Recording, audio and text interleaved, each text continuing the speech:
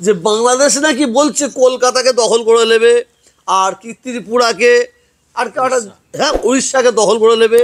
আর আমরা মমতা ব্যানার্জি বলেছে যে আমরা ললিপপ চষবো। বাংলাদেশ শুধু নয়, যে কোনো দেশ ভারতবর্ষের এক মুঠো মাটি যদি নিবার চিন্তা ভাবনা করে, এক মুঠো তার কেটে নেবো আমরা। ভারত বাংলাদেশ সম্পর্ক নিয়ে চাপা ক্ষোভ ক্রমশই বাড়ছে। কলকাতা দখলের হুঁশিয়ারি ছিল বাংলাদেশের বিএনপি নেতার। তার বয়স হয়েছে, মানসিক চিকিৎসা করানো প্রয়োজন বলে মনে করেন ফুরফুরা শরীফের পীরজাদা তহা সিদ্দিকী। 4 দিন কেন 400 বছর সময় দিলেও বাংলাদেশ কলকাতা দখল করতে পারবে না। আমরা হাতে চুরি পরে বসে নেই। আগেও বলেছি, ভারতের দিকে যে কেউ লাল চোখ দেখালে তার চোখ উপড়ে নেব।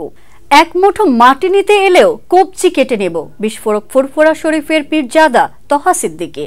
তিনি আরো বলেন, বাংলাদেশের সেই মানুষদের বলবো, বাংলাদেশের মানুষের রুটির কিভাবে ব্যবস্থা করা যায় সেদিকে লক্ষ্য রাখুন। বাংলাদেশে কিভাবে শান্তি ফিরে আসবে, হিন্দু মুসলমান তারা কিভাবে একসঙ্গে মিলেমিশে থাকবে সেদিকে খেয়াল করুন।